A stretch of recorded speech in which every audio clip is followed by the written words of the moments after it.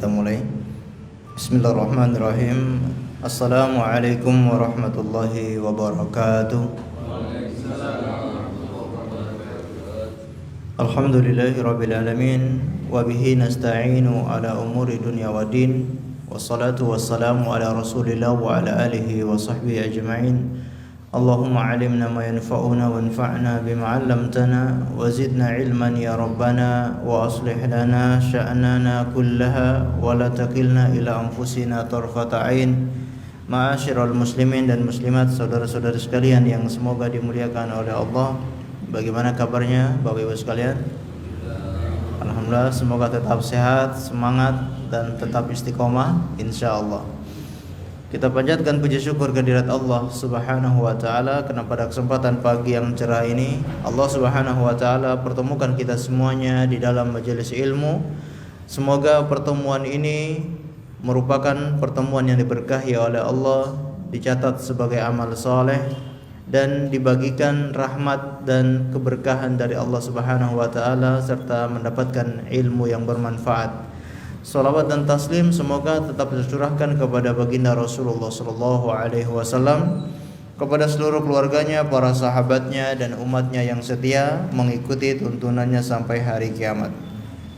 Ma'asyiral muslimin wal muslimat yang dimuliakan oleh Allah, insyaallah kita akan lanjutkan kembali pengajian rutin di setiap hari Sabtu, yaitu membahas kitab At-Tauhid yang ditulis oleh Syekh Muhammad bin Abdul Wahhab At-Tamimi rahimahullahu ta'ala. Dan pertemuan sebelumnya kita sudah sama-sama mengkaji tentang urgensi tauhid, yang mana merupakan dengan tauhid itu Allah Subhanahu wa taala ciptakan manusia. Dengan tauhid itu Allah utus para rasul. Dengan tauhid juga Allah menurunkan kitab-kitab sucinya. Dan tauhid itulah tujuan daripada seluruh ibadah yang kita lakukan. Seagung-agungnya ketaatan adalah mentauhidkan Allah Subhanahu wa taala. Setelah beliau menjelaskan itu semua, di bab yang kedua yaitu beliau melanjutkan tentang fadilah at-tauhid wa ma yukaffiru minad dunub. Kata beliau, bab fadlut tauhid wa ma yukaffiru minad dunub. Bab tentang keutamaan atau di situ keistimewaan tauhid dan dosa-dosa yang diampuni karenanya. Ma'asyiral muslimin dan muslimat yang dimuliakan oleh Allah Subhanahu wa taala, inilah yang insyaallah akan kita sama-sama kaji mempelajari bab yang kedua, yaitu keistimewaan tauhid dan dosa-dosa yang diampuni karenanya.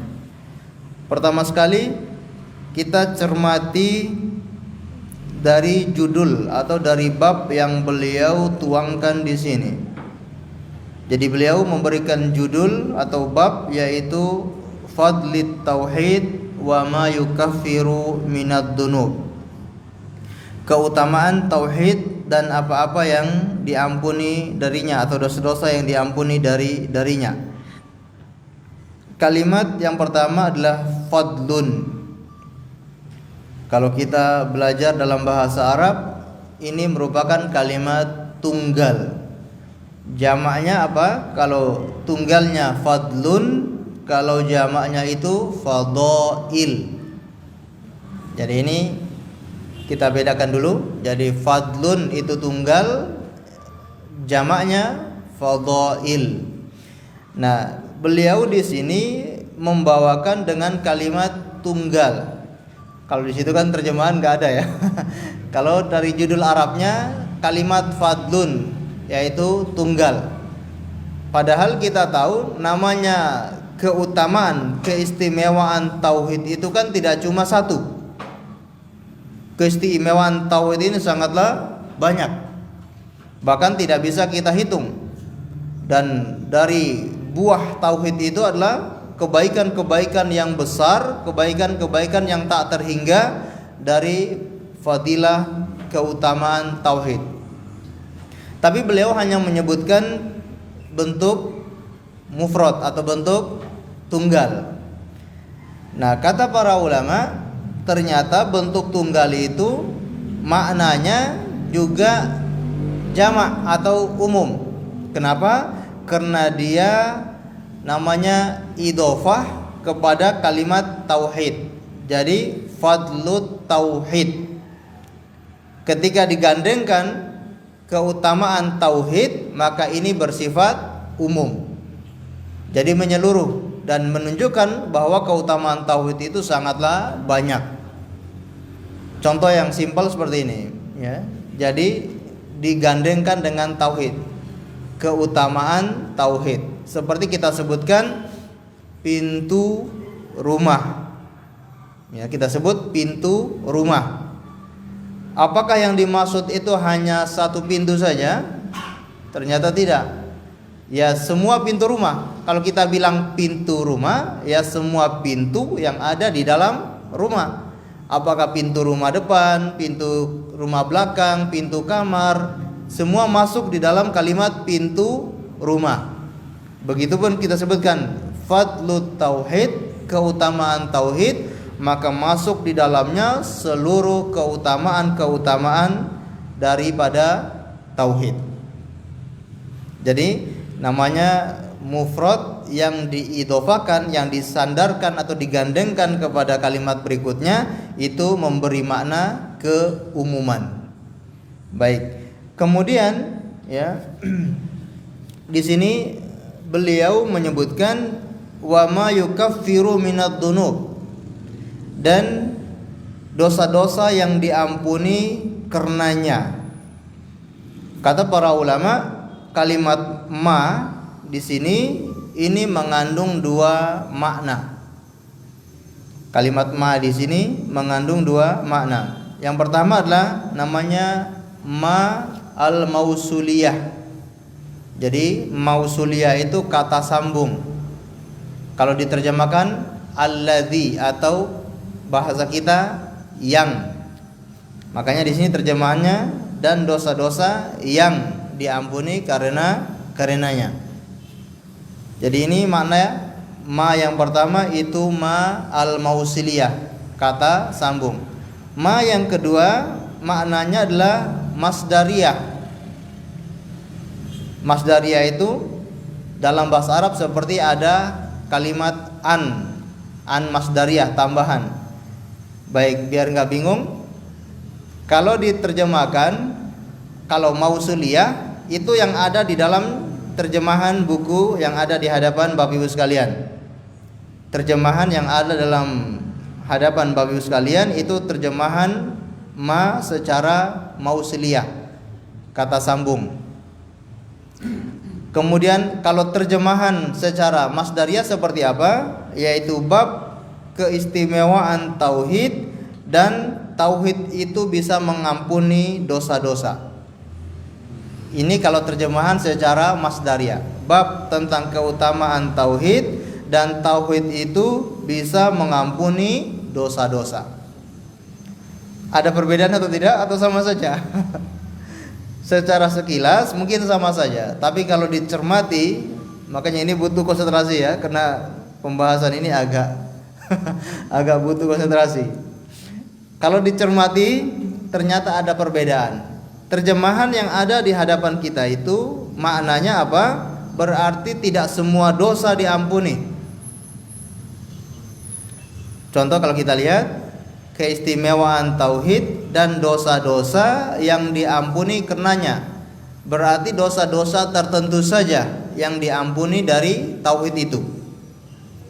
Sedangkan yang kedua masdariyah itu seluruh dosa-dosa bisa diampuni oleh tauhid. Ada gambaran ya? Dan inilah yang disebutkan oleh para ulama maknanya lebih tepat dan lebih dekat kepada kebenaran, yaitu secara masdariyah. Jadi kalau kita terjemahkan bab keutamaan tauhid, dan tauhid itu bisa mengampuni dosa-dosa. Karena ini menunjukkan keutamaan tauhid, yang mana tauhid itu bisa mengampuni dosa-dosa, apakah dosa kecil atau dosa besar, semuanya bisa diampunkan karena adanya tauhid di dalam hati seseorang. Ini luar biasa. Tapi tauhid yang bagaimana dulu? Ya, tauhid yang sudah sempurna. Kalau tauhidnya belum sempurna, maka belum tentu dosa-dosanya bisa diampuni semuanya. Dosa-dosanya diampuni sesuai dengan tingkatan tauhid yang ada dalam dirinya. Sebesar itu tauhid yang ada dalam dirinya, sebesar itu juga pengampunan daripada dosa-dosanya. Kalau tauhidnya sempurna, maka seluruh dosa-dosanya akan diampuni oleh Allah Subhanahu wa taala. Bahkan nanti akan kita sebutkan atau bab-bab setelahnya, orang yang betul-betul bertauhid itu langsung masuk surga. Tidak ada hisab, tidak ada azab, tidak ada mizan, tidak ada ditanya dulu amalannya, tidak ditimbang dulu amalannya, langsung masuk ke dalam surga. Ini orang yang betul-betul bertauhid. Baik, ini dari judul insyaallah sudah ada gambaran ya. Jadi pemahamannya adalah menggunakan ma al-masdariyah, bab tauhid, dan tauhid itu bisa mengampuni dosa-dosa. Kemudian ma'asyiral muslimin dan muslimat yang dimuliakan oleh Allah Subhanahu wa taala, kalimat ini, maksudnya kalimat judul ini, bab tauhid dan bisa mengampuni dosa-dosa, ini adalah kalimat penyebutan khusus setelah umum. Maksudnya bagaimana? Terampunkannya dosa-dosa itu termasuk keutamaan tauhid atau tidak? Termasuk. Di antara keutamaan tauhid adalah terampuninya dosa-dosa. Tapi kenapa di sini digandeng keutamaan tauhid dan terampun dosa-dosa? Padahal terampuni dosa-dosa itu sudah masuk di dalam keutamaan tauhid. Tapi disebutkan lagi secara khusus. Ini memberikan makna apa? Menunjukkan di antara keutamaan tauhid, yaitu mengampuni dosa-dosa, dan juga dosa-dosa itu sangat perlu untuk kita minta diampuni. Dosa-dosa kita itu memang sangat butuh untuk diampuni oleh Allah Subhanahu wa taala. Jadi di sini kenapa beliau menyebutkan keutamaan tauhid dan pengampunan dosa-dosa? Karena namanya dosa-dosa itu kita sangat perlu untuk diampuni. Kenapa perlu diampuni? Karena kalau dosa-dosa itu sudah diampuni oleh Allah, pasti apa? Masuk surga. Dan sebaliknya, satu dosa saja kalau belum diampuni oleh Allah, tidak akan masuk surga. Sering kita berikan contoh Nabi Adam alaihissalam, beliau sudah di dalam surga, melanggar hanya satu larangan, itu langsung dikeluarkan dari surga. Bagaimana kalau kita yang dosa-dosanya belum diampuni oleh Allah Subhanahu wa taala, maka tidak akan bisa masuk ke dalam surga. Maka di sini beliau khususkan keutamaan tauhid, dan tauhid itu bisa mengampuni dosa-dosa. Sebagaimana kita jelaskan tadi, ya, ini salah satu keutamaan tauhid. Mengampuni dosa-dosa ini termasuk salah satu keutamaan tauhid. Dan keutamaan tauhid itu ternyata masih banyak. Dan nanti akan beliau sebutkan keutamaan tauhid tersebut. Kemudian ma'asyiral muslimin yang dimuliakan oleh Allah Subhanahu wa taala, beliau kemudian langsung mengawali dengan firman Allah Subhanahu wa taala, yaitu qaulillahi ta'ala, alladzina amanu wa lam yalbisu imanahum bidzulmin ulaika lahumul amnu wa hum muhtadun. Surat Al-An'am ayat 82. Baik, mungkin ada yang bisa bantu untuk membaca terjemahannya? Monggo, ada yang bersedia untuk membantu membacakan terjemahannya?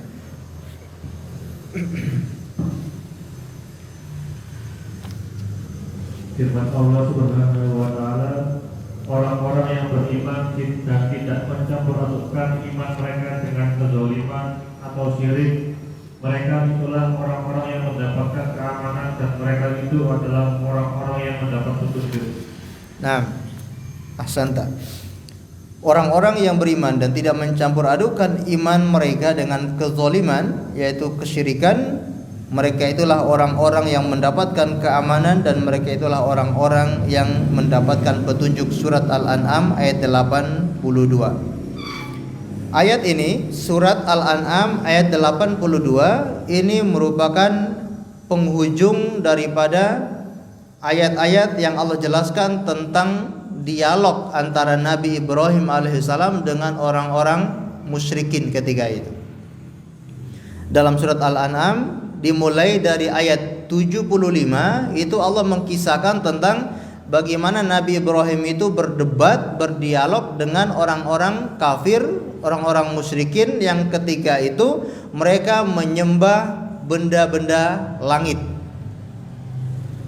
Baik, kalau kita runut perjalanan dakwah Nabi Ibrahim alaihissalam, maka Nabi Ibrahim ini ternyata beliau menjumpai kaum ada penyembah berhala yang ada di benda-benda bumi, yang ada di bumi, dan beliau menjumpai kaum yang menyembah berhala-berhala yang ada di benda-benda langit.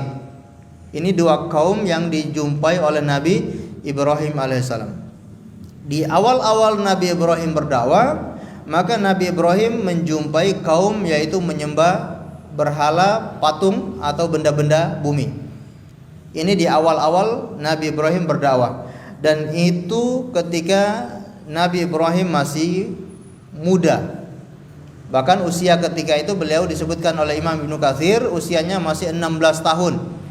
Dan banyak ahli tafsir menyebutkan fi sinnis sighar, di usia sangat kecil, usia yang masih kecil, belum masuk usia balik.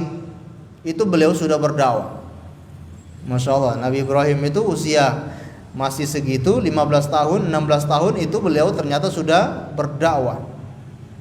Dan itu Allah sebutkan dalam surat yaitu Al-Anbiya dari 51 sampai 70. Di ayat 51 Allah ceritakan Nabi Ibrahim itu walaqad ataina Ibrahima rusdahu min qablu wa kunna bihi alimin. Dan sungguh kami telah memberikan kepada Ibrahim itu yaitu rusdahu, yaitu bagaimana dia itu bisa berpikir dengan dewasa dan bisa berdakwah, mendapatkan wahyu itu sejak min qabl, ya, dari sebelumnya. Wa kunna bihi alimin, dan kami mengetahui tentang Nabi Ibrahim tersebut.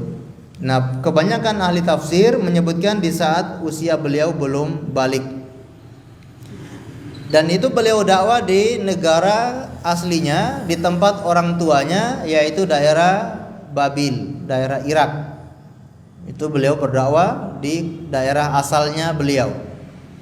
Yang sampai ceritanya di mana beliau menghancurkan patung-patung yang kecil-kecil, dan beliau meletakkan kapak itu di patung yang besar, dan terjadilah dialog. Dan Nabi Ibrahim bisa mematahkan argumen orang-orang musyrik ketika itu, bahwasanya coba tanya patung yang besar itu kalau dia bisa berbicara. Mereka mengatakan, bagaimana mungkin kami bisa bertanya kepada patung ini padahal dia tidak bisa berbicara.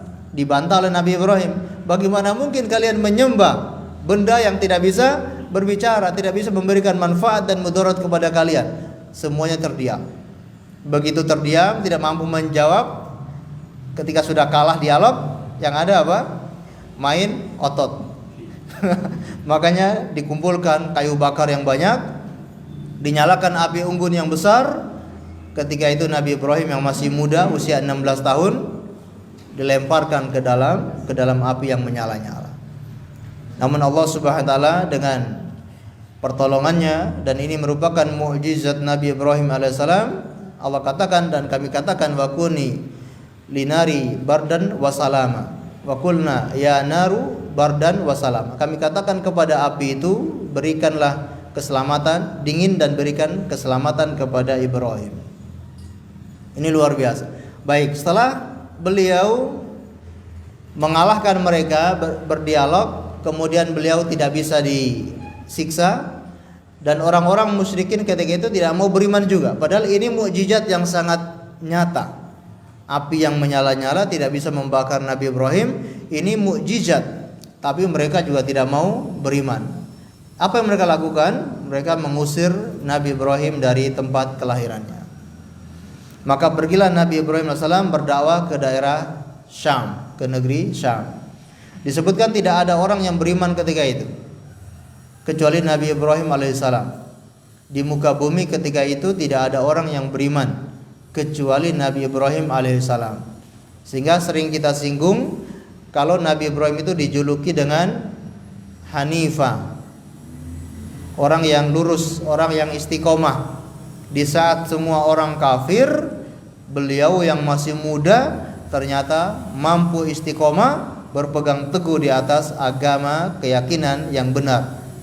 Ini Nabi Ibrahim alaihissalam. Ketika Nabi Ibrahim berdakwah ke negeri Syam, disinilah Nabi Ibrahim menjumpai orang-orang kaum yang menyembah benda-benda langit. Dan itu Allah kisahkan dalam surat Al-An'am dari ayat 75 sampai ayat yang kita baca ini. Ketika sebelum ayat yang kita baca ini, yaitu ayat 81, di situ mereka menakut-nakuti Nabi Ibrahim. Kamu tidak menyembah berhala, kamu tidak menyembah Tuhan-Tuhan kami ini, kamu akan mendapatkan resiko, kamu akan mendapatkan bahaya, terancam begini dan begitu.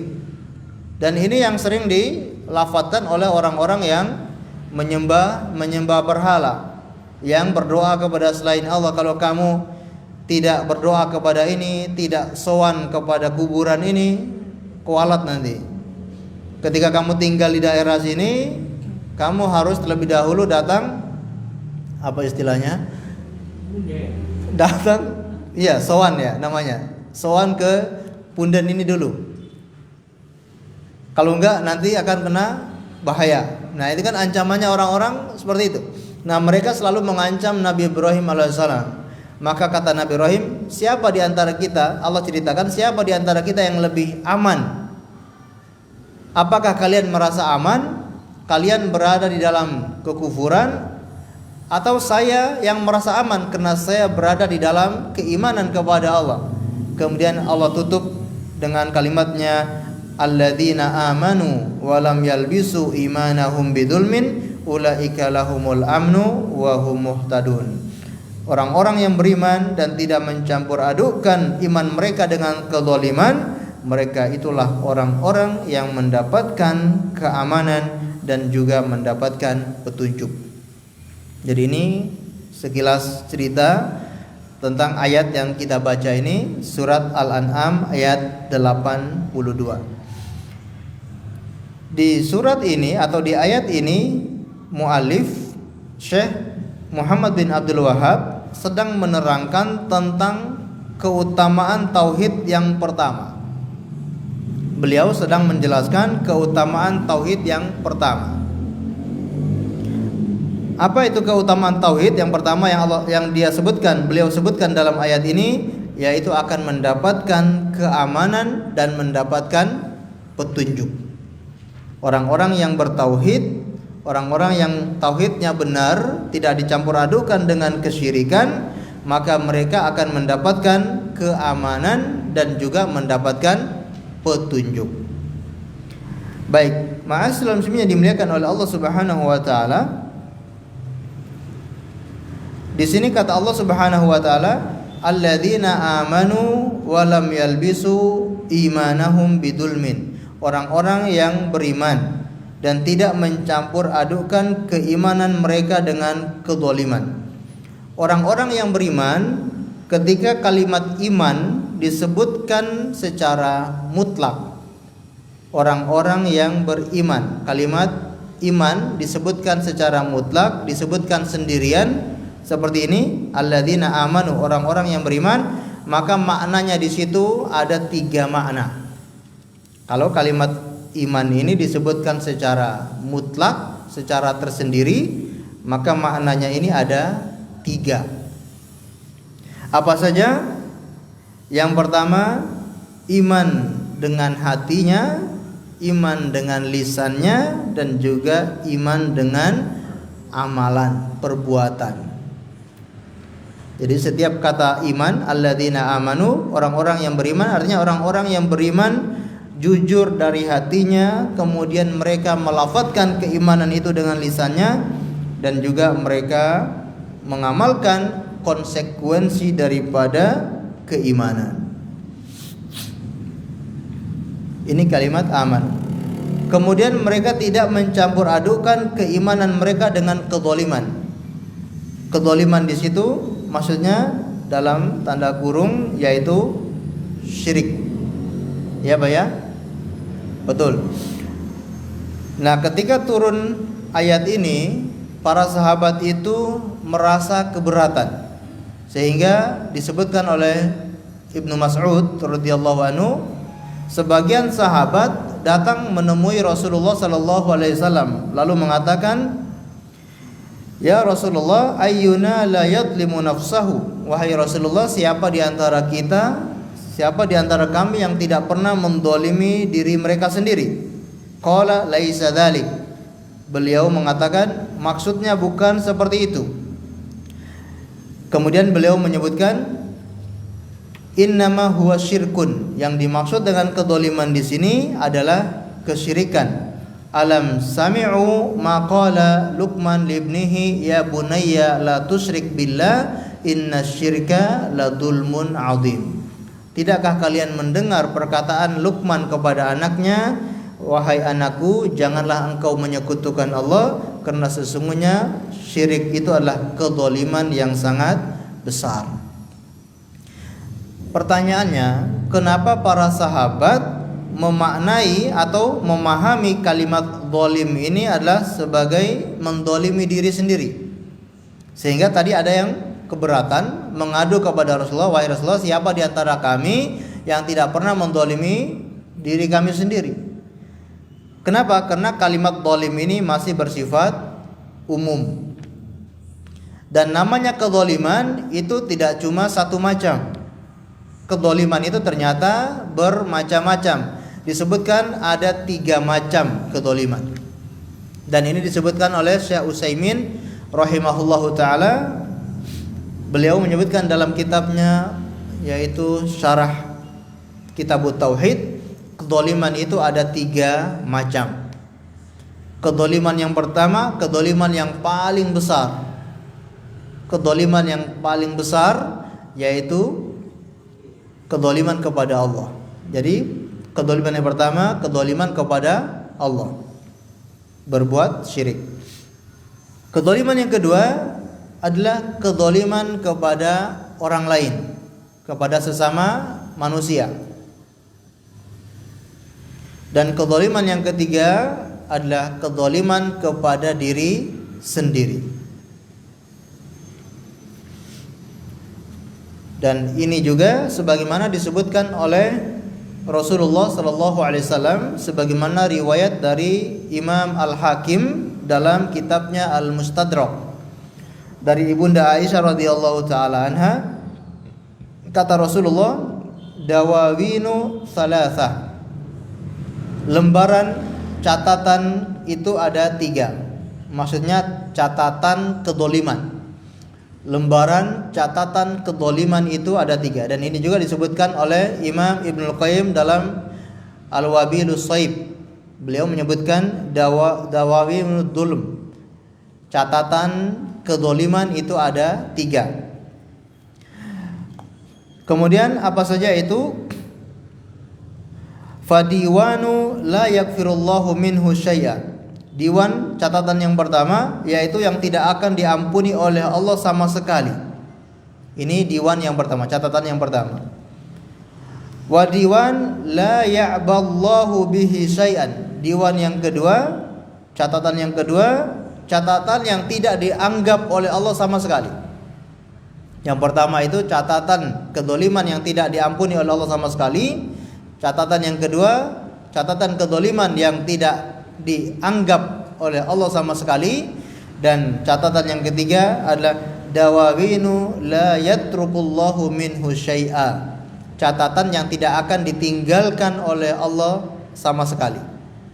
Jadi ada 3 catatan kedzaliman. Apa saja tadi? Masih ingat? Yang pertama, catatan kedzaliman yang tidak diampuni oleh Allah sama sekali. Yang kedua, catatan kedoliman yang tidak dianggap oleh Allah sama sekali. Yang ketiga, catatan kedoliman yang tidak akan ditinggalkan oleh Allah sama sekali. Baik, kemudian Rasulullah menjelaskan, fa amma diwanul ladzi la yaghfirullahu minhu syai'a fal isyraku billahi azza wa jal. Catatan kedoliman yang tidak akan diampuni oleh Allah sama sekali, yaitu berbuat syirik kepada Allah azza wa jal. Wa amma diwanul ladzi la ya'ballahu bihi syai'an qattun fadalmul 'abdu nafsahu fima bainahu wa baina rabbih. Sedangkan catatan kedoliman yang tidak akan dianggap oleh Allah sama sekali, yaitu kedoliman seorang hamba kepada dirinya, antara dirinya dengan Allah subhanahu wa ta'ala. Kedoliman seorang hamba terhadap dirinya sendiri, antara dirinya dengan Allah, berbuat dosa, berbuat maksiat antara dirinya dengan Allah, ini kedoliman yang tidak dianggap oleh Allah. Wa amma diwanul ladzi la yatrukullahu minhu syai'a famadhalimul ibadu bainahumul qisasu la mahalah, yaitu diwan yang tidak akan ditinggalkan oleh Allah sama sekali, yaitu kedoliman antara seorang hamba dengan sesamanya dan yang tidak bisa dihalalkan dengan kisos. Kalau sudah kisos, maka berarti sudah dihalalkan, berarti sudah tidak dituntut. Tapi kalau belum dikisos, maka itu tidak akan ditinggalkan oleh Allah. Artinya Allah akan adili, Allah akan berikan hak masing-masing kepada yang memiliki hak. Allah akan ambil orang-orang yang memiliki hak tersebut. Makanya pelajaran bagi kita, ma'asyiral muslimin yang dimuliakan oleh Allah subhanahu wa ta'ala, di antara kedoliman yang besar juga adalah kedoliman kepada orang lain, yang mana ketika di hari kiamat yang ada bukan dinar ataupun dirham, tidak ada harta benda yang diminta oleh orang yang kita dolimi nanti pada hari kiamat, tapi yang diminta oleh orang yang kita dolimi nanti pada hari kiamat adalah apa? Amalannya. Yang dibutuhkan itu pahalanya. Kalau amalannya tidak ada, dosa-dosanya dia yang ditimpakan kepada kita. Naudzubillah min dzalik. Dan kedoliman seseorang kepada dirinya sendiri, antara dirinya dengan Allah, disebutkan dalam beberapa riwayat, kata Rasulullah, hadza ahwan, itulah yang lebih ringan. Berarti ada kedoliman yang sangat berat, kedoliman yang berat, kedoliman yang agak ringan. Kedoliman yang sangat berat tadi apa? Berbuat syirik, menyekutukan Allah subhanahu wa ta'ala. Karena berbuat syirik itu seseorang telah memberikan persembahan kepada Allah yang telah menciptakannya, yang telah mengurusinya, yang telah memberi rizki kepadanya, namun orang ini ternyata menduakan Allah subhanahu wa ta'ala. Makanya dalam beberapa riwayat disebutkan Allah juga cemburu ketika seorang hamba memberikan persembahan itu kepada selain Allah. Lebih cemburu daripada seorang istri atau seorang suami, yang mana seorang suami cemburu ketika istri memberikan cintanya kepada laki-laki lain. Begitupun seorang istri akan cemburu ketika suaminya selingkuh dengan wanita lain. Ternyata Allah lebih cemburu daripada itu. Ketika Allah yang sudah kasih kita, Allah sudah berikan kita semuanya, segala-galanya difasilitasi oleh Allah, namun ternyata kita menduakan Allah, kita selingkuh kepada yang lain, maka kemurkaan Allah sangatlah besar. Ini kedoliman yang sangat besar. Baik, ini alladzina amanu wa lam yalbitu imanahum bidzulmin ulaika lahumul amnu wa hum muhtadun. Dan di sini keutamaan tauhidnya itu apa? Lahumul amnu wa hum muhtadin. Bagi mereka mendapatkan keamanan dan juga petunjuk. Keamanan di mana? Disebutkan oleh para ulama, yaitu keamanan di akhirat, keamanan nanti di hari kiamat. Ketika dia meninggal dunia dalam keadaan aman, tenang, dia tidak cemas. Padahal orang ketika meninggal dunia itu dalam keadaan sangat cemas. Tapi kalau orang-orang yang bertauhid, ketika datang malaikat sakaratul maut, malaikat maut kepadanya di saat sakaratul maut, mereka ini dalam keadaan tenang, aman. tidak khawatir, tidak takut. Karena Allah yang memberikan ketenangan kepada mereka.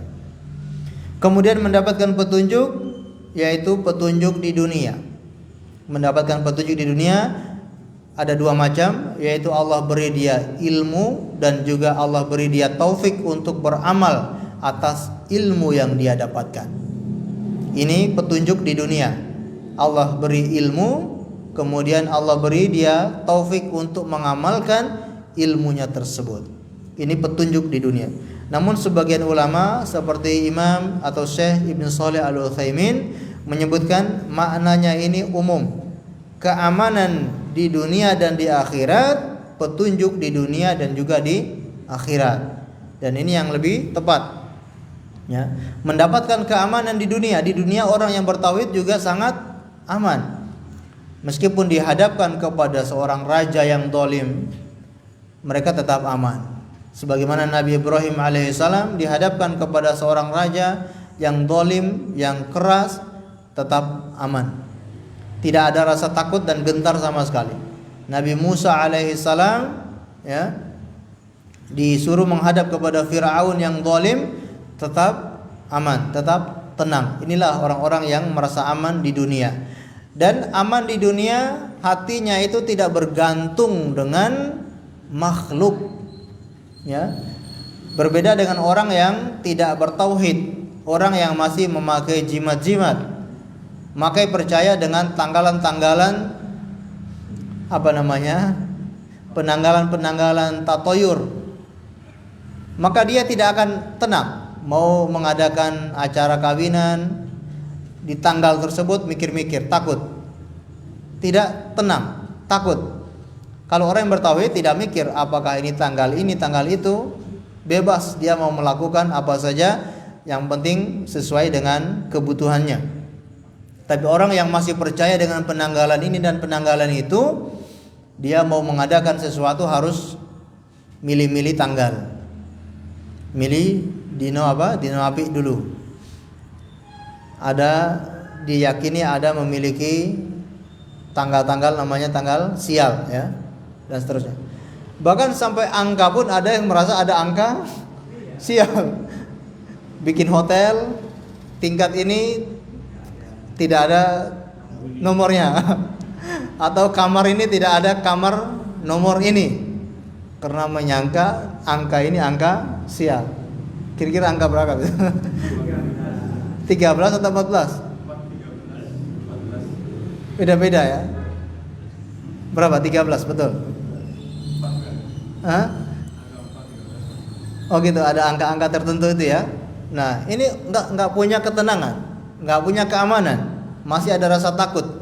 Ini orang-orang yang tidak bertauhid. Baik, ma'asyiral muslimin yang dimuliakan oleh Allah Subhanahu wa taala. Kemudian mendapatkan petunjuk di dunia tadi, mendapatkan ilmu, kemudian mendapatkan taufik untuk mengamalkan ilmunya, dan di akhirat dia akan diberi petunjuk, akan dihantar sampai dia masuk ke dalam surga. Sebagaimana orang-orang kafir, mereka akan digiring, diantar sampai masuk neraka. Orang-orang yang beriman, yang bertauhid, diantar sampai masuk ke dalam surga. Baik, ini keutamaan tauhid yang pertama. Apa tadi? Keutamaan tauhid yang pertama apa? Mendapatkan keamanan dan juga petunjuk. Baik. Kemudian beliau menyebutkan keutamaan tauhid yang kedua. Bisa dibaca?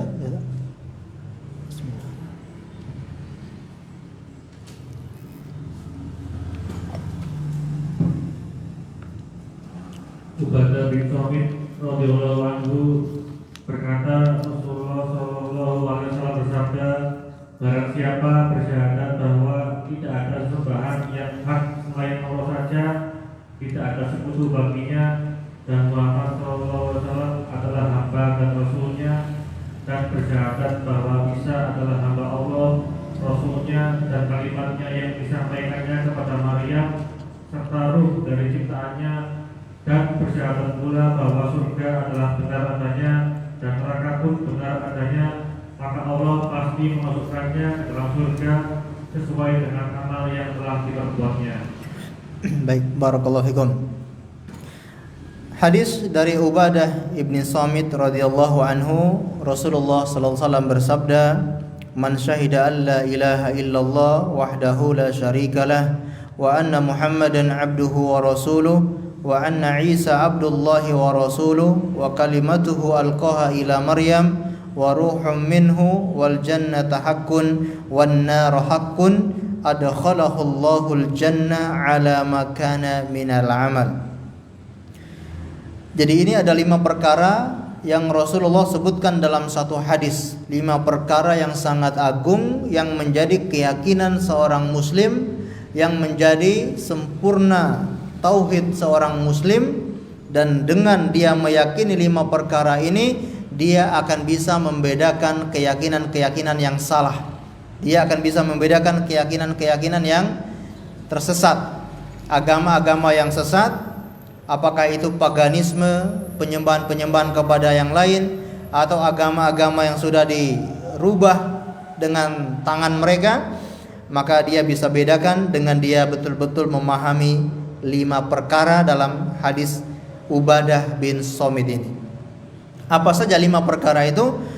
Man syahida an la ilaha illallah wahdahu la syarikalah. Yang pertama, barang siapa yang bersaksi tidak ada ilah yang berhak disembah kecuali Allah. Barang siapa yang bersaksi tidak ada ilah kecuali Allah saja dan tidak menyekutukan dengannya. Ini yang pertama. Wa anna Muhammadan abduhu wa rasuluh, dan bersaksi bahwa Muhammad adalah hamba dan rasulnya. Yang ketiga, wa anna Isa abdullahi wa rasuluh, dan bahwasanya Nabi Isa adalah hamba dan utusan Allah.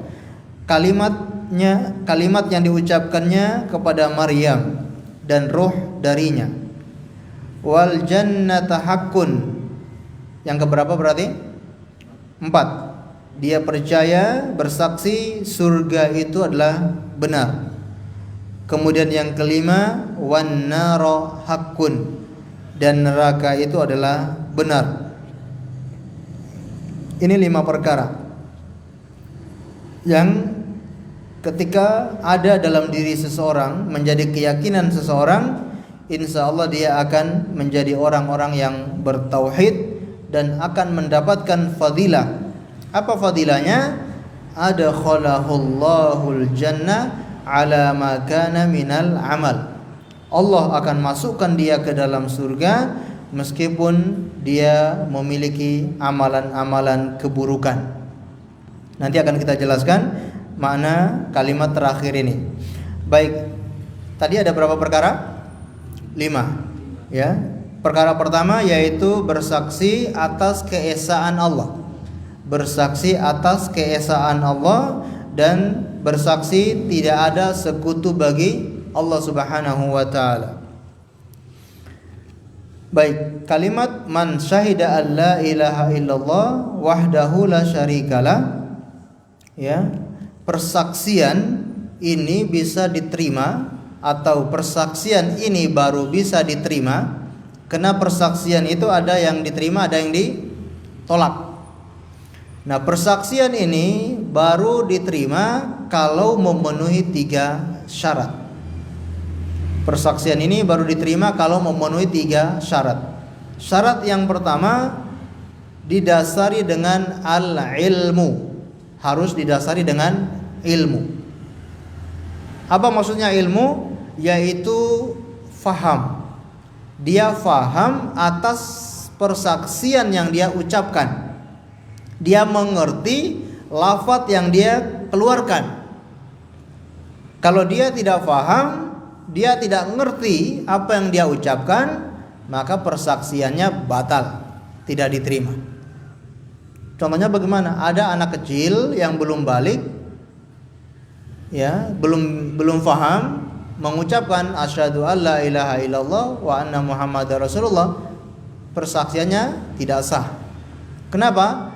Karena tidak faham apa yang dia ucapkan. Atau mungkin ada orang non muslim yang tiba-tiba mengucapkan kalimat persaksian ini. Padahal sebetulnya kalimat persaksian ini sekedar ucap saja itu sudah punya keterikatan sebetulnya. Karena kita ini masuk Islam atau ada orang yang masuk Islam itu hanya dengan ucapan. Kita pun bisa menghalalkan seorang wanita hanya dengan ucapan. Jadi ucapan itu mengandung makna. Tapi kalau ada orang yang mengucapkan sesuatu itu tidak faham atas maknanya, maka ucapan ini tidak berarti, tidak dianggap sama sekali. Baik, yang pertama syaratnya harus ilmu. Dan ini kata Allah Subhanahu wa taala, illa man syahida bil haqqi wa hum ya'lamun, dalam surat Az-Zukhruf ayat 86. Kecuali orang-orang yang bersaksi dengan benar dan mereka mengetahui. Ini Allah berfirman, orang-orang yang bersaksi dan mereka mengetahui. Berarti kalau tidak mengetahui maka tidak dianggap. Kemudian dalam hadis yang sahih riwayat Imam Muslim, kata Rasulullah, man mata wa huwa ya'lamu annahu la ilaha illallah dakhalal jannah. Barang siapa yang meninggal dunia dan dia tahu bahwasanya tidak ada ilah yang berhak disembah kecuali Allah, dia akan masuk surga. Berarti syaratnya tadi apa? Harus ilmu, harus mengetahui, harus faham. Kemudian yang kedua syaratnya adalah as-sidqu. Persaksian tadi itu di samping dia harus faham, dia tahu apa yang dia saksikan, kemudian dia harus sidqu. Apa itu sidqu? Tulus, dia harus jujur dengan persaksiannya itu. Jujur itu letaknya di mana? Di hati. Lisannya bersaksi, lisannya mengucapkan persaksian, hatinya as-sidqu, hatinya membenarkan, hatinya jujur, betul-betul yakin dari lubuk hatinya. Ini baru persaksiannya sah. Apakah ada orang yang bersaksi hanya di lisan tapi hatinya tidak jujur? Apakah ada seperti itu? Banyak. Yang paling banyak, maksudnya yang paling, contohnya yang paling yang paling nyata itu siapa? Orang seperti ini. Orang-orang munafik. Orang-orang munafik bersaksi sebagaimana Allah sebutkan dalam Al-Qur'an surat Al-Munafikun ayat 1, idza ja'akal munafiquna qalu nashhadu innaka la rasulullah wallahu ya'lamu innaka la rasulu wallahu yashhadu innal munafiqina lakadzibun. Apabila datang kepadamu orang-orang munafik, mereka berkata apa? Nashhadu. Wah, orang-orang munafik datang bersaksi, kami bersaksi engkau adalah Muhammad, kami bersaksi Allah itu adalah Tuhan kami. Tapi apa kata Allah? Wallahu ya'lamu innaka la rasuluh. Allah tahu sesungguhnya engkau adalah seorang rasul, dan Allah bersaksi bahwasanya orang-orang munafik itu telah berdusta. Hatinya itu dusta, hatinya itu tidak sidik, hatinya tidak jujur di dalam persaksian itu. Maka kalau persaksian itu supaya bisa sah, persaksian supaya bisa dianggap, harus tulus, harus ada as-sidqu, kejujuran di dalam hati. Kemudian yang ketiga yaitu orang yang bersaksi dia harus mengamalkan konsekuensi dari persaksiannya tersebut. Tidak hanya mengetahui, tidak hanya jujur di dalam hati atas persaksian itu, tapi dia pun setelah bersaksi tidak berhenti sampai di situ. Setelah bersaksi, dia harus melakukan amalan-amalan yang menjadi konsekuensi daripada persaksiannya tersebut. Apa konsekuensinya? Yaitu taat, menjalankan perintah Allah dan menjauhi larangan Allah Subhanahu wa taala. Ini konsekuensinya persaksian. Barulah kalau terkumpul 3 syarat ini, persaksian kita barulah dianggap dan baru diterima. Kalau belum terkumpul ini, maka persaksian kita belum diterima atau belum sempurna. Maka harus kita sempurnakan. Kenapa? Karena kalau orang yang cuma bersaksi tanpa dia mengetahui atas persaksian itu, disebutkan seperti orang-orang Nasara. Orang-orang Nasara Mereka mengatakan mengenal Allah, tapi sebetulnya mereka tidak punya ilmu tentang Allah Subhanahu wa taala. Mereka tidak punya ilmu tentang Tuhan. Sehingga mereka harus mengatakan Tuhan itu ada jumlahnya sekian dan sekian. Karena mereka tidak paham tentang Tuhan, tentang apa yang mereka saksikan. Ketika ditanya, kalian menyembah apa? Kami juga menyembah Tuhan di atas. Ya, tapi ternyata mereka nggak paham atas persaksian mereka itu. Kemudian orang-orang yang bersaksi tapi tidak jujur, seperti orang-orang munafik. Kemudian orang-orang yang bersaksi dia jujur dengan kesaksiannya tapi tidak mau beramal, ini seperti orang-orang Yahudi. Orang-orang Yahudi, mereka percaya Tuhan mereka itu Allah, mereka tidak menyekutukan Allah, tapi mereka tidak mau mengamalkan, menjalankan perintah-perintah Allah. Allah perintah seperti ini, mereka tidak mau amalkan.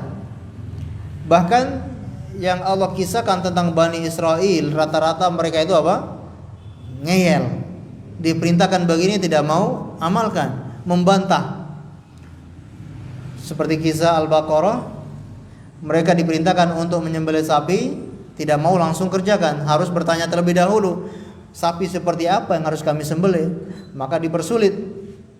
Nah, ini orang-orang Israel, orang-orang Yahudi yang mereka tidak mau mengamalkan apa yang mereka ketahui, apa yang mereka yakini. Maka kita orang Islam harus punya ilmu, harus yakin di dalam hati ketika bersyahadat, kemudian kita mengamalkan konsekuensi daripada syahadat tersebut. Kemudian yang kedua, perkara yang kedua tadi apa? Perkara pertama, bersaksi tidak ada ilah yang berhak disembah kecuali Allah, dan bersaksi tidak ada sekutu bagi Allah. Perkara yang kedua, bahwa bersaksi bahwasanya Nabi Muhammad adalah hamba dan utusan Allah. Nah, ini persaksian yang sangat lengkap. Kita bersaksi Nabi Muhammad adalah hamba, sekaligus Nabi Muhammad adalah seorang Rasul. Dan ini adalah jalan pertengahan. Ini jalan pertengahan. Pertengahan antara apa dengan apa? Pertengahan antara gulu dengan jafa. Istilahnya gulu dengan jafa. Gulu itu artinya berlebihan, jafa itu artinya meremehkan. Kita orang Islam berada di pertengahan, tidak berlebihan dan tidak meremehkan.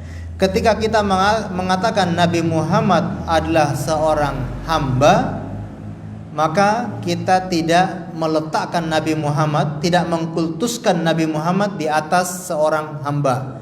Karena Nabi Muhammad hanya hamba, manusia biasa, maka tidak boleh dikultuskan, ditinggikan derajatnya melebihi derajat makhluk. Tidak boleh dituhankan, tidak boleh dimintai pertolongan, tidak boleh dimintai, tidak boleh kita minta ke kuburan beliau, karena beliau manusia biasa. Ini namanya abdun, yaitu tidak berlebihan. Dan itu Allah sebutkan dalam Al-Quran ketika Nabi Muhammad mengatakan, Qul innama ana basyarun mithlukum. Katakanlah sesungguhnya aku ini manusia biasa seperti kalian. Surat Al-Kahfi ayat 115. Maka dalam kesempatan yang lain, Rasulullah melarang para sahabatnya untuk berlebihan kepada beliau. La tatruni kama tatrul Yahud, kama tatrul Yahud, kama tat Nasara Isa ibnu Maryam, atau kama qala sallallahu alaihi wasallam. Jangan kalian melebih-lebihkan kepadaku sebagaimana orang-orang Nasara berlebihan kepada Isa bin Maryam. Ini dilarang oleh Rasulullah. Tidak boleh kita gulu kepada Nabi Muhammad. Dan kalimat berikutnya adalah wa rasuluh, utusannya, maka tidak boleh kita meremehkan Nabi Muhammad. Tidak boleh kita beranggapan ini kan cuma perkataan Nabi Muhammad. Nabi Muhammad kan manusia biasa, jadi nggak perlu kita amalkan ucapan Nabi Muhammad itu. Ini berarti namanya meremehkan. Meskipun Nabi Muhammad manusia biasa, tapi jangan lupa Nabi Muhammad itu seorang Rasul, seorang utusan. Maka konsekuensinya apa? Kalau Nabi Muhammad seorang utusan, yaitu tasdikun fima akhbar wa amalu fima amar wa istinabu ma naha anhu wa jazar, yaitu kita harus membenarkan semua berita-berita dari Nabi Muhammad, kita harus percaya. Nabi Muhammad cerita mengatakan tentang masa lalu, tentang masa depan, semuanya harus kita percaya, tidak boleh kita dustakan. Kemudian Nabi Muhammad memerintahkan perkara sesuatu, harus kita amalkan, harus kita taati. Sebagaimana kata Allah Subhanahu wa taala, "Wa ma arsalna mir rasulin illa liyuta'a bi idznillah." Dan apa-apa yang kami utus kepada rasul kami kecuali untuk ditaati dengan izin Allah Subhanahu wa taala. Jadi Nabi Muhammad itu diutus untuk ditaati, untuk diikuti perintah-perintahnya, untuk dijauhi larangan-larangan dari Nabi Muhammad sallallahu alaihi wasallam. Berarti ini kita berada di pertengahan antara berlebihan dan meremehkan. Kita tidak boleh mengkultuskan Nabi Muhammad, namun kita juga menjalankan setiap perintah dari Nabi Muhammad karena beliau itu seorang rasul.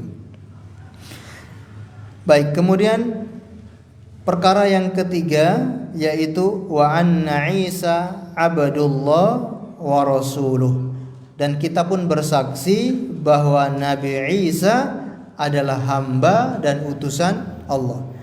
Nah, dan ini membantah agama-agama kepercayaan-kepercayaan yang berlebihan kepada Nabi Isa alaihissalam. Karena Nabi Isa itu sama halnya seperti Nabi Muhammad, abdullah wa rasuluh. Nabi Isa juga seorang hamba, manusia biasa, tapi Nabi Isa adalah seorang rasul. Dan ini juga pertengahan. Kita mengatakan Nabi Isa juga seorang hamba, Nabi Isa juga seorang rasul. Ini pertengahan antara apa dan apa? Pertengahan antara orang-orang Nasrani dan pertengahan antara orang-orang Yahudi. Orang-orang Nasrani, pandangan mereka kepada Nabi Isa apa? Gulu atau Java? Gulu atau Java? Gulu. Ya, orang-orang Nasrani pandangan mereka kepada Nabi Isa berlebihan, mengkultuskan Nabi Isa. Orang-orang Yahudi pandangan mereka kepada Nabi Isa apa? Java, meremehkan. Mereka mengatakan Nabi Isa itu anak hasil zina. Na'udzubillah min dzalik. Itu perkataan orang-orang Yahudi kepada Nabi Isa. Mereka sebutkan ibunda Maryam itu berzina. Nabi Isa itu hasil dari perzinahannya ibunda Maryam. Na'udzubillah min dzalik. Nah, ini berarti meremehkan Nabi Isa. Kita sebagai orang muslim pertengahan, tidak berlebihan kepada Nabi Isa dan tidak menghina atau meremehkan Nabi Isa. Kita meyakini Nabi Isa sebagai utusan Allah yang harus kita agungkan karena beliau seorang nabi. Dan iman kita tidak akan sempurna kecuali percaya kalau Nabi Isa itu seorang nabi. Kalau kita tidak percaya Nabi Isa seorang nabi, iman kita berarti tidak sah, tidak sempurna. Karena di antara rukun iman yang keberapa itu? Percaya kepada rasul-rasul, percaya kepada Allah, percaya kepada malaikat, percaya kepada kitab, percaya kepada rasul-rasul. Ini rukun iman yang keempat. Ketika kita tidak percaya Nabi Isa sebagai rasul, maka iman kita batal, iman kita tidak sah atau tidak sempurna. Baik. Kemudian di sini kata Rasulullah, wa kalimatuhu alqaha ila Maryam. Nabi Isa itu adalah kalimat Allah yang diucapkan kepada ibunda Maryam. Nah, kebanyakan orang atau sebagian orang salah mengartikan makna hadis ini. Mereka mengatakan kalam Allah itu kan makhluk atau bukan? Firman Allah itu makhluk atau bukan? Bukan. Yakin ya? Al-Quran berarti bukan makhluk kan? Yakin ya? Bukan. Karena ini firman Allah. Bukan makhluk. Baik. Kalam Allah itu bukan makhluk. Nabi Isa diciptakan dari kalam Allah. Berarti Nabi Isa itu makhluk atau bukan? Bismillah, saya minum dulu ya. Ini saya sedang melempar subhat. Sebelum kita nanti ketemu sama orang seperti ini, kita sudah tahu jawabannya. Jadi, mereka berdalil karena Nabi Isa itu tercipta dari kalam Allah, maka Nabi Isa itu bukan makhluk alias bisa menyatu dengan Tuhan. Nah, ini keyakinan yang salah ya. Karena salah memahami hadis tersebut, salah memahami kalimat ini. Nabi Isa itu tercipta dari kalimat Allah yang Allah ucapkan. Kalimat apa itu? Yaitu kalimat kun. Allah ucapkan kalimat kun. Artinya jadilah, fayakun, maka jadilah Nabi Isa. Nabi Isa alaihissalam diciptakan tanpa seorang ayah. Allah hanya berfirman jadilah, maka langsung terjadilah Nabi Isa. Dan ini berlaku sebagaimana Nabi Adam alaihissalam. Bahkan lebih hebat Nabi Adam daripada Nabi Isa. Nabi Isa masih ada ibunya, sedangkan Nabi Adam tercipta tanpa ada ayah, tanpa ada ibu. Makanya Allah Subhanahu wa taala mengatakan, Inna mathala Isa indallah kamathali Adam. Sesungguhnya penciptaan Isa itu di sisi Allah seperti penciptaan Adam. Khalaqahu min turabin, Allah ciptakan dari tanah, thumma qala lahu kun fayakun. Allah ciptakan dari tanah, kemudian Allah berfirman, jadilah, maka jadilah.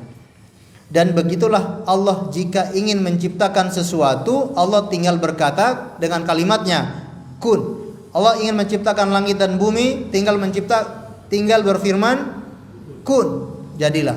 Apakah langit dan bumi itu bagian daripada Allah? Tidak.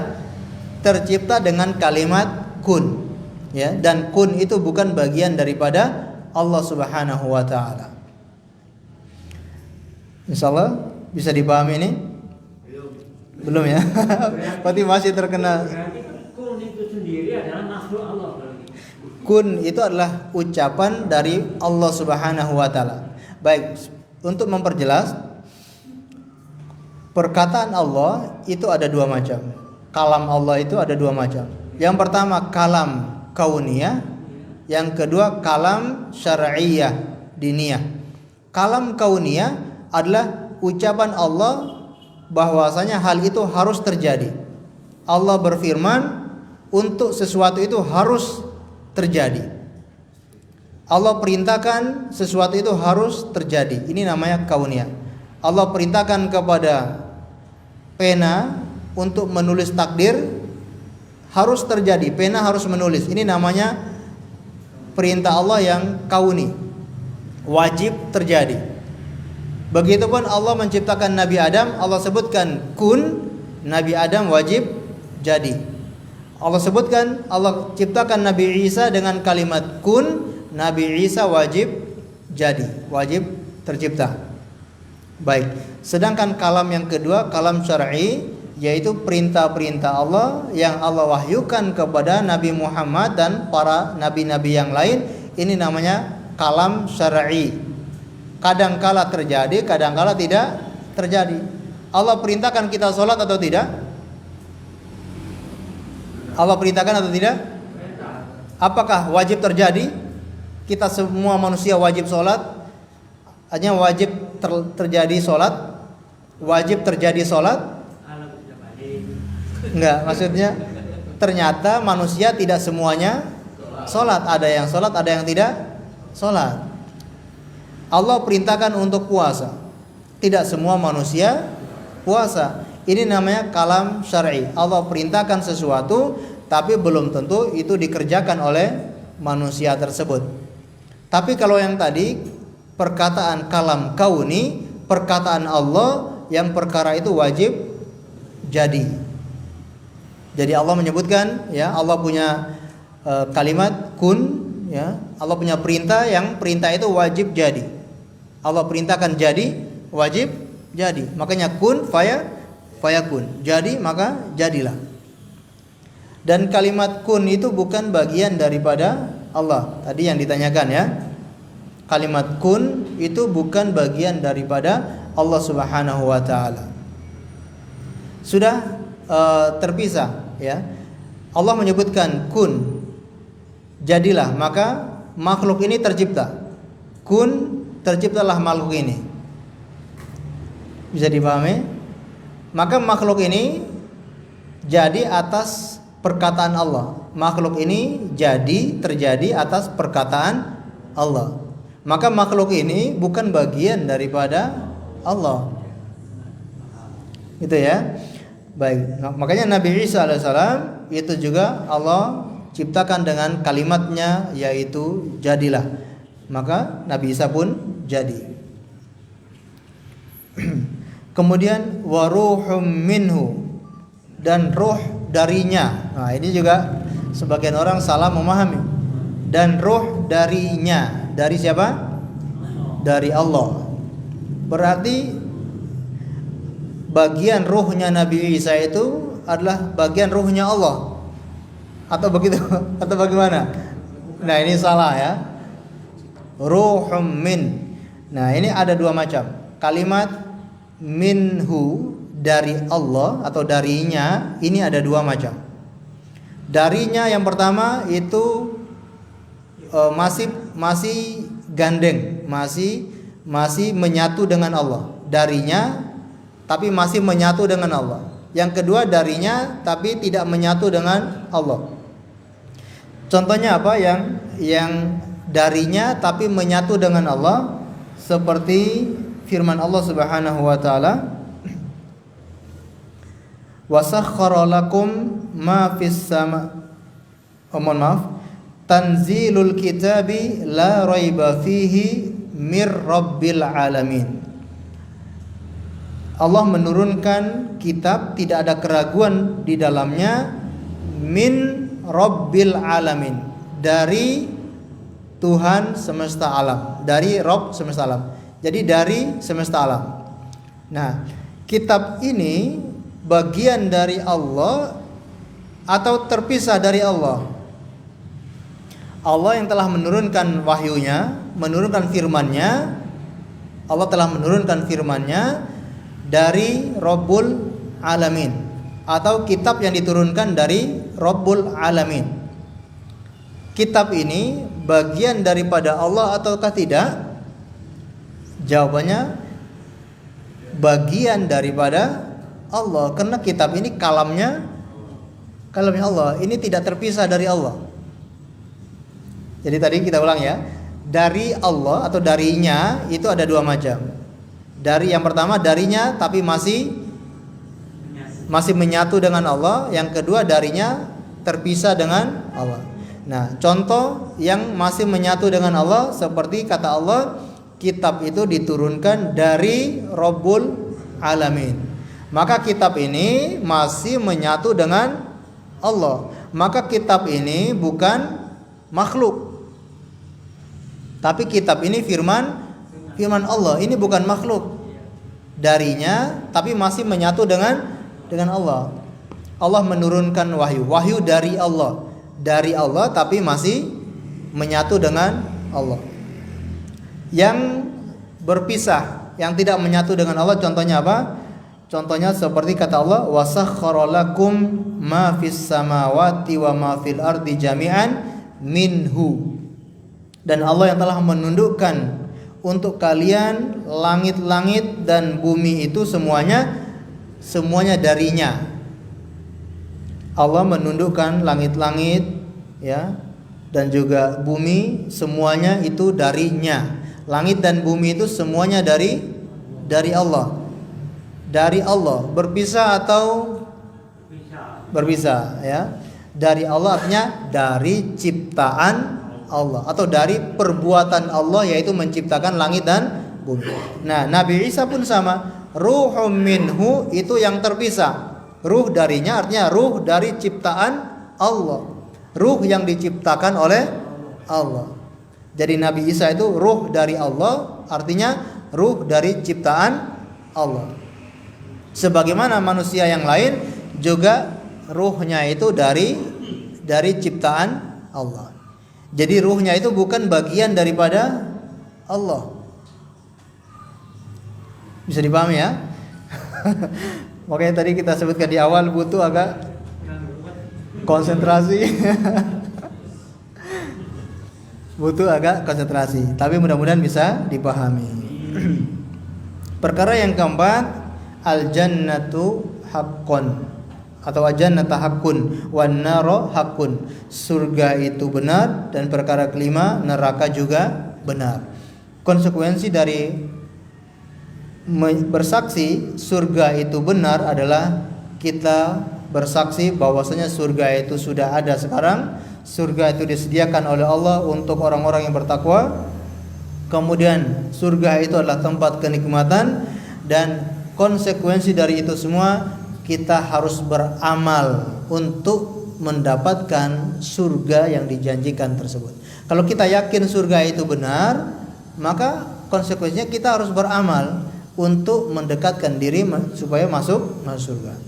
Begitupun kalau kita bersaksi neraka itu benar, konsekuensinya kita harus menjauhkan diri kita dari neraka, karena kita yakin neraka itu tempat siksaan, tempat yang paling buruk, tempat yang menyala-nyala, tempat api yang menyala-nyala, tempat untuk membakar orang-orang yang berdosa. Maka ketika kita yakin seperti itu, kita melakukan sebab-sebab untuk menjauhkan diri kita dari neraka tersebut. Baik, setelah kita bisa meyakini 5 perkara ini, balasannya ada khalaqallahul jannah ala ma kana minal amal. Allah akan masukkan dia ke dalam surga meskipun dia memiliki amalan. Di sini ada 2 kemungkinan yang disebutkan oleh para ulama. Kalimat Allah masukkan dia ke dalam surga atas amalannya. Mana yang pertama? Allah masukkan dia ke dalam surga meskipun dia memiliki amalan-amalan keburukan. Meskipun dia punya dosa-dosa yang banyak, tapi kalau dia punya persaksian atas 5 perkara ini, maka Allah akan masukkan dia ke dalam surga. Kemudian mana yang kedua? Allah akan masukkan dia ke dalam surga sesuai dengan amalannya. Kedudukan dia, tempatnya dia di dalam surga itu sesuai dengan amalannya. Orang yang bertauhid itu ternyata tidak satu tingkatan. Orang yang bertauhid di dalam surga tidak satu tingkatan. Tempat mereka berbeda-beda sesuai dengan tingkat ketauhidan yang ada pada diri seseorang itu.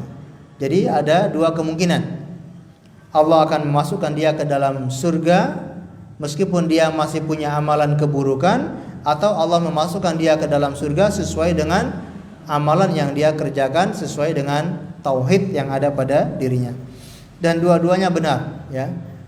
Dan untuk menunjukkan keutamaan tauhid, maka makna yang lebih luas, yang lebih umum adalah Allah masukkan dia ke dalam surga meskipun dia memiliki dosa-dosa.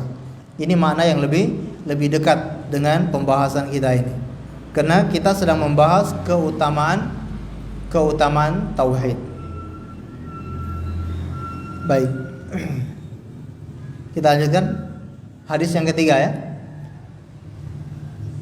Baik. Ya udah biar tenang ya. Sambil minum tanya jawab, tafadhol silakan. Sebelum kita lanjut ke hadis yang ketiga.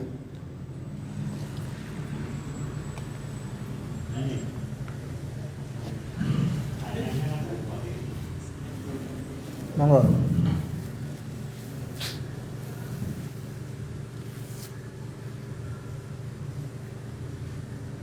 Assalamualaikum warahmatullahi wabarakatuh. Waalaikumsalam warahmatullahi wabarakatuh. Begini Ustaz, karena masalah etika itu masalah yang sangat amat ujian besar di dalam kehidupan kita di akhirat kelak. Nah ini bagaimana supaya kita itu betul-betul selamat akidah kita. Cuma kadang-kadang itu dengan tidak terasa seperti Allah itu seperti tergambar lah kira-kira gitu. Dengan ini kan amat sangat dilarang sama sekali. Terus kadang-kadang juga dengan adanya misalnya Allah itu Tuhannya di atas, Allah itu maha tinggi, Allah itu maha besar, sehingga hal ini kadang-kadang membuat kita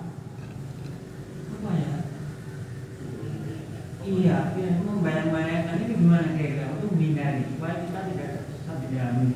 Terima kasih. Assalamualaikum warahmatullahi wabarakatuh. Waalaikumsalam warahmatullahi wabarakatuh. Baik.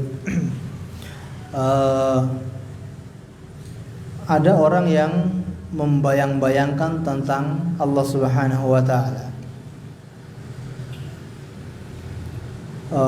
Akidah Ahlus Sunnah wal Jamaah itu sangat jelas, yaitu kita beriman, percaya atas semua berita-berita yang datang kepada kita di dalam Al-Quran dan juga hadis Nabi. Berita-berita tentang Allah, berita-berita yang menceritakan, yang menggambarkan tentang Rabbul Alamin, itu digambarkan dalam Al-Quran dan digambarkan dalam hadis. Dalam Al-Quran Allah menggambarkan punya wajah. Dalam Al-Quran Allah menggambarkan punya kedua tangan. Dalam Al-Quran Allah menggambarkan punya telapak kaki. Dalam hadis digambarkan Allah tertawa. Pernah dengar? Allah tertawa. Dalam hadis juga digambarkan Allah tersenyum. Allah tersenyum. Di dalam hadis disebutkan Allah memiliki jari jemari. Dalam hadis juga disebutkan Allah itu turun dari langit, turun ke langit dunia. Nah, hal semacam itu supaya kita lebih yakin dan lebih mendekatkan diri kepada Allah Subhanahu wa taala. Supaya kita betul-betul percaya kalau memang Allah itu ada. Di samping banyak orang yang meragukan keberadaan Allah Subhanahu wa taala. Banyak orang yang tidak percaya adanya Tuhan, tidak yakin di dunia ini ada Tuhan. Maka digambarkan seperti itu supaya setidaknya atau sedikit demi sedikit kita itu semakin yakin kalau Allah itu betul-betul ada. Namun keyakinan itu apa? Kata para ulama, min ghairi ta'tilin wa min ghairi taqyifin wa min ghairi tamtsilin, tanpa kita serupakan dengan makhluk, tanpa kita membayangkan atau bertanya bagaimananya, tanpa kita merubah makna yang ada di dalam hadis atau dalam Al-Quran tersebut.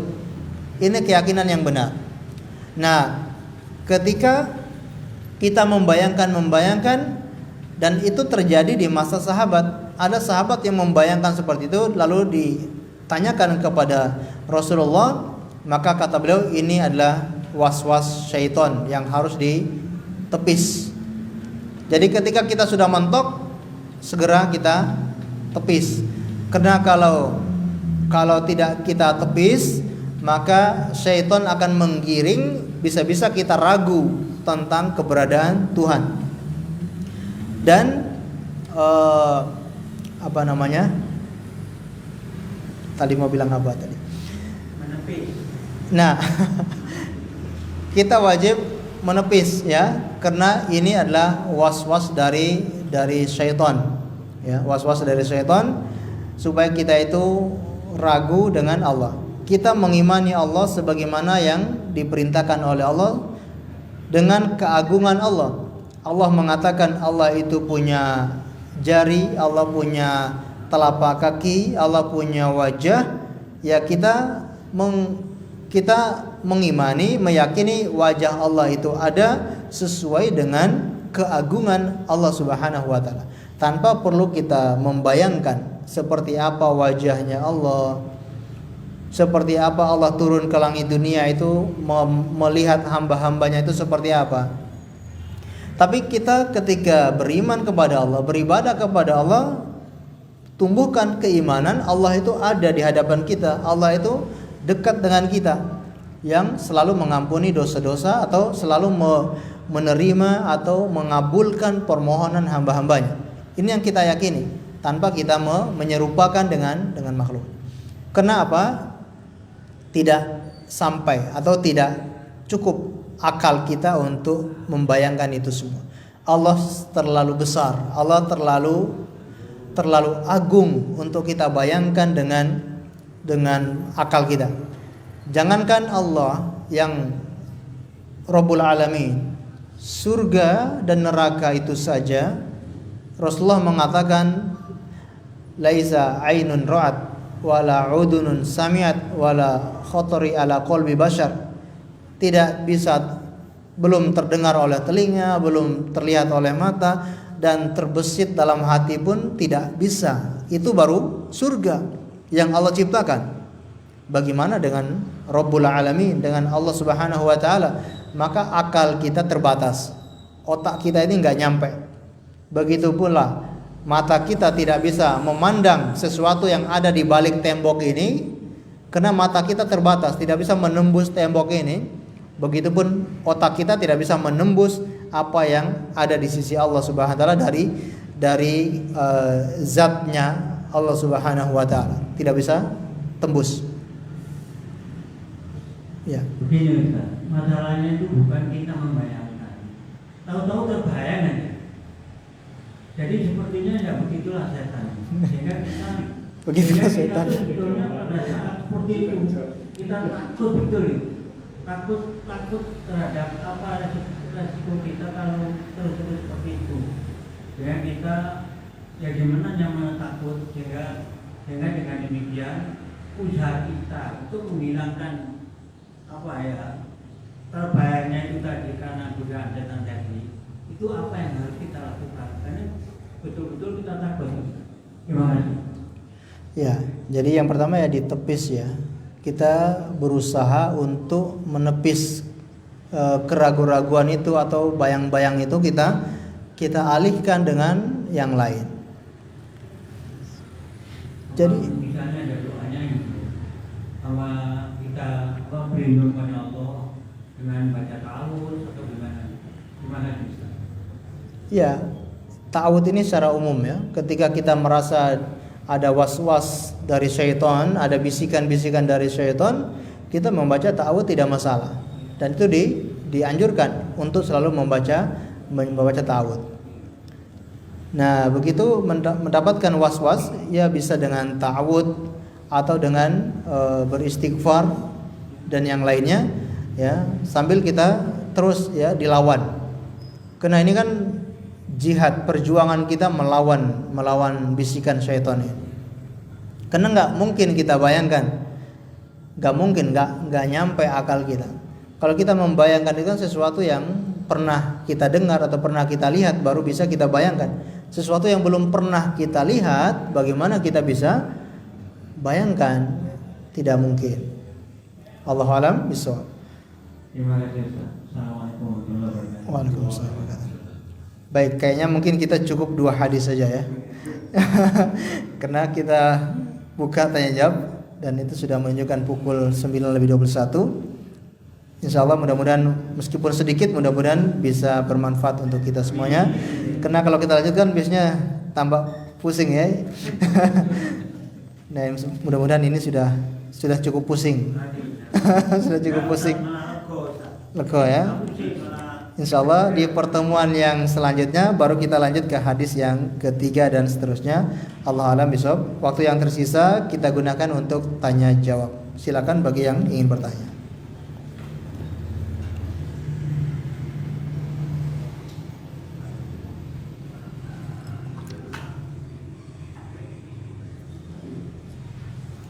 Mungkin dari ibu-ibu silakan.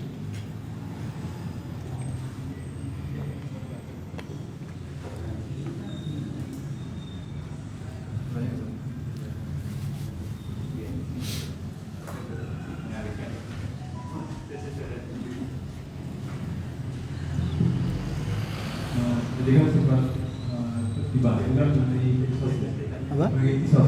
Kisos. Apakah dibenarkan pernyataan seseorang misalkan ada beberapa pernyataan seperti ini. Oke, saya sebenarnya saya dulu di akhirat, saya nggak akan maafkan di sini. Kita diskusi di akhirat. Ada kata pernyataan beberapa kali pernyataan seperti ini. Apakah itu dibenarkan? Baik. Saya tunggu di akhirat. Saya tuntut di akhirat, ya. Apakah dibenarkan seperti itu? Itu hak dia. Kalau ada orang yang dizolimi sama orang lain, kemudian dia tidak mau membalas, dia mengatakan saya akan tuntut di akhirat, itu haknya dia. Ya. Tapi memaafkan itu ternyata lebih baik. Ya. Itu haknya dia kalau mau dituntut di akhirat, itu haknya dia dan tidak dilarang, tapi dianjurkan untuk memaafkan. Wa anta'fu aqrabu littaqwa, engkau memaafkan, ya, itu lebih dekat kepada ketakwaan. Karena kalau kita tidak memaafkan dan kita tunggu di akhirat, itu hati belum lega, masih nyimpan sesuatu. Ketika ketemu orang yang mendolimi kita, kita pasti beda, perasaannya beda dengan yang tidak mendolimi kita. Kalau tidak dihalalkan di dunia, nah makanya lebih baik memaafkan. Ya, lebih baik memaafkan. Kalau benar-benar ada yang mendolimi kita. Allah alam bisawab.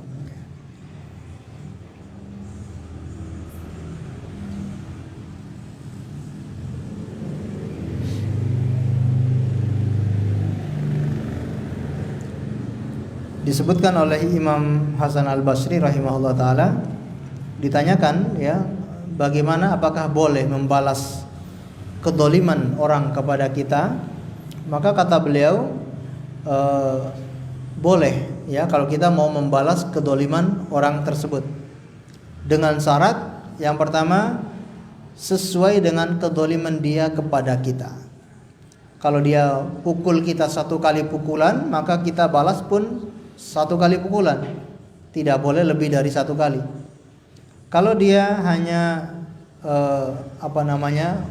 menjelek-jelekan kita, maka kita pun membalas dengan serupa, atau membalas lebih baik dari perbuatan dia kepada kita. Ini yang lebih dituntut.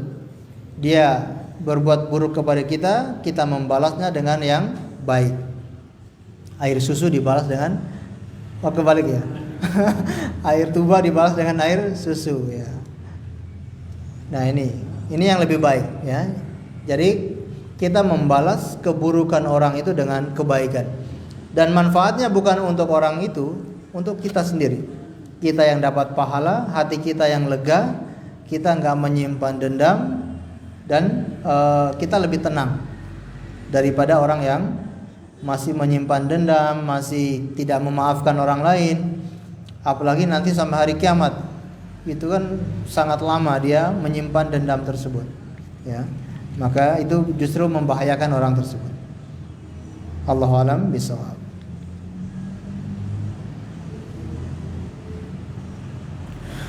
Ada pertanyaan? Assalamualaikum ya Ustadz, semoga menjaga antum.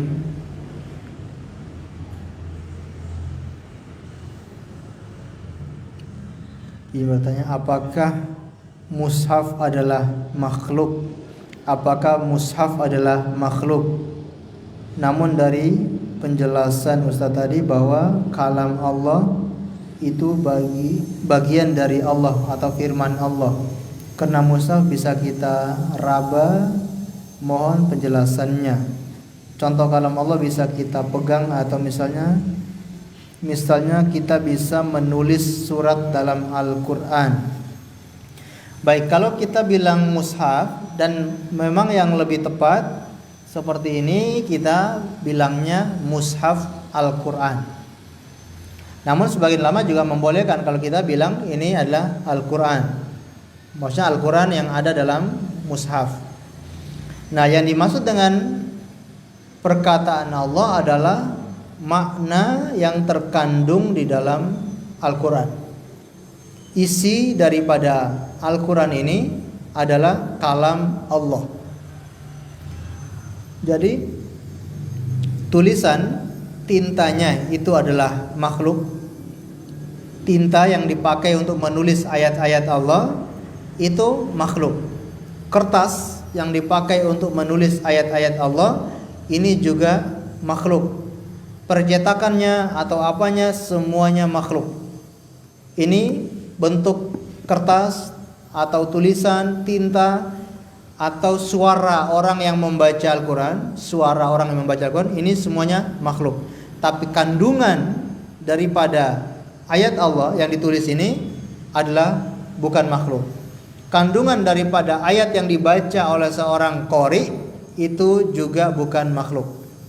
Jadi yang dikatakan firman Allah itu adalah kandungan daripada mushaf Al-Quran ini. Kandungan daripada ayat-ayat yang dibaca itu adalah bukan makhluk. Dan ini keyakinan Ahlus Sunnah wal Jamaah, kalau Al-Quran itu bukan makhluk melainkan firman Allah.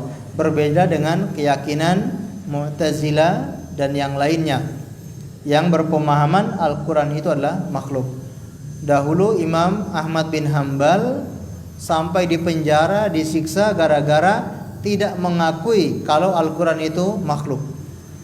Di zaman beliau, raja atau khalifah ketika itu terpengaruh dengan pemikiran ahlul kalam, pemikiran filsafat, sehingga mereka mengatakan Al-Quran itu makhluk dengan berbagai dalil, ya, dengan berbagai dalil logika mereka mengatakan Al-Quran itu makhluk. Maka Imam Ahmad bin Hanbal termasuk yang tidak mengakui itu. Maka beliau sampai di penjara, disiksa gara-gara membela kalau Al-Quran itu bukan makhluk, melainkan perkataan Allah Subhanahu wa ta'ala. Maka ketika beliau di penjara, ketika dipanggil atau didatangkan di hadapan khalifah untuk diadili, beliau menangis. Mereka mengatakan, kenapa engkau menangis wahai Imam Ahmad bin Hanbal? Kata beliau, saya menangis karena saya sedih. Tadi saya membaca surat Al-Kafirun, tiba-tiba surat Al-Kafirun mati. Tadi saya baca surat Al-Kafirun, tiba-tiba surat Al-Kafirun mati. Maka saya menangis karena kematian surat Al-Kafirun. Mereka mengatakan, bagaimana surat bisa mati? Lah kalian kan bilang Al-Quran itu makhluk, berarti bisa mati. Nah, mereka terdiam, tidak bisa menjawab Imam Ahmad bin Hanbal itu. Jadi ini adalah pemahaman ahlul kalam. Tujuannya apa? Supaya orang Islam itu supaya orang Islam itu meninggalkan Al-Quran. Agar orang Islam itu meninggalkan Al-Quran. Kalau Al-Quran itu makhluk, suatu saat bisa punah, suatu saat bisa dihilangkan, suatu saat bisa dirubah. Itu tujuannya. Maka ini tidak makhluk, bukan makhluk. Ini Al-Quran adalah kalam Allah, meskipun ini adalah mushaf. Meskipun ini bukan firman, maknanya bukan, meskipun ini makhluk, lembarannya, kertasnya makhluk, tapi penghargaan, penghormatan kita kepada Al-Quran itu harus punya etika. Bukan mentang-mentang ini hanya kertas, ini hanya lembaran, kita injak-injak. Nah, ini berarti menghina Al-Quran. Allahu a'lam bishawab.